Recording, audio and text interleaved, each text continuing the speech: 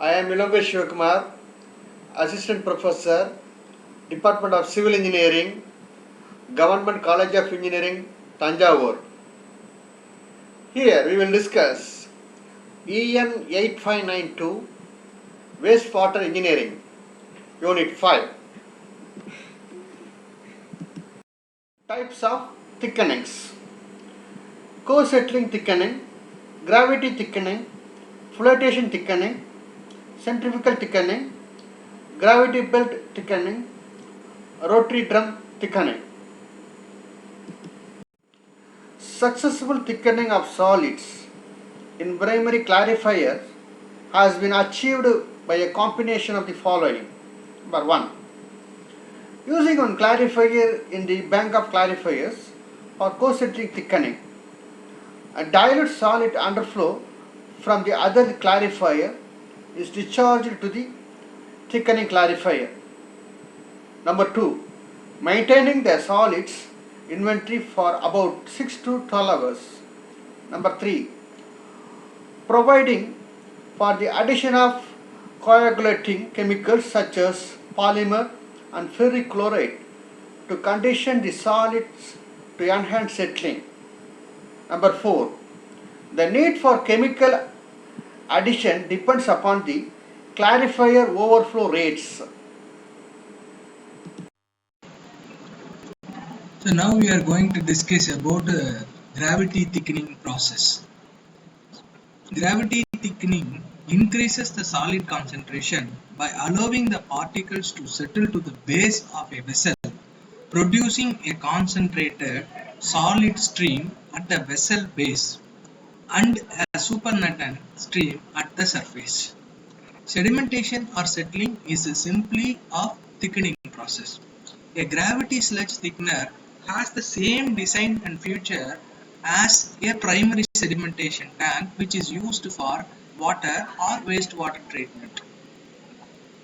This technology is fitted with a stirrer. That is, if you look into the figure, you can see the stirrer comprising a series of relatively closed spaced vertical arms, and it is therefore similar in appearance to a packed fence. For both the design, the sludge enters the center of cylindrical tank and flows out to the periphery. As water flows outwards from the center, the suspended solids sink to the base of the cylindrical vessel. When or where they are scraped into cone-shaped outlet by rotating the scraper and removed as a thickened sludge product stream.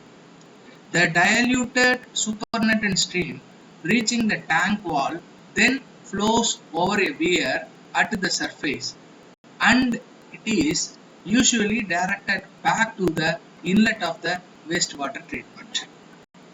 Gravity thickness generally retains 80 to 90% of the solid in the thickened product stream, depending on the sludge characteristics and the efficiency of the preceding conditioning stage. The sludge characteristics also govern the solid loading rate, which is in a rate of kilogram per day at which the sludge dry solids enter the process unit in the cross-sectional area. Gravity thickeners are widely used for primary and mixed sludges, but are less effective for waste activated sludges. So, if you look into the figure, it is very clear that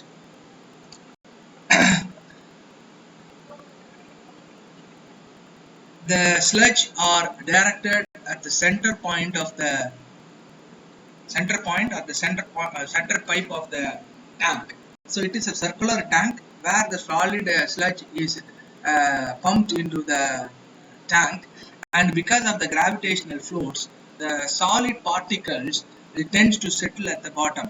So here it is a hooper bottom. So there is a scraper which rotates very low RPM, that is 2 to 3 RPM.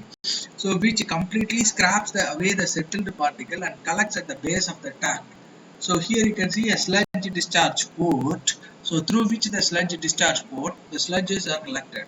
So it says that approximately 80 to 90% of sludge are effectively removed from this gravity thickening process. And the supernatant fluid, that is the waste water, which flows over the weir, which is provided on the circumference of the tank, and it is collected in a effluent point, and it is transported for wastewater treatment. So this is about a gravity thickening process. Tank similar in design to conventional sedimentation tank. Normally a circular tank is used.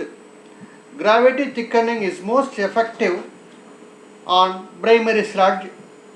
Gravity thickeners are designed on the basis of solids, loading and thickener overflow rate. Recommended maximum hydraulic overflow rates range from 15.5 to 31 m3.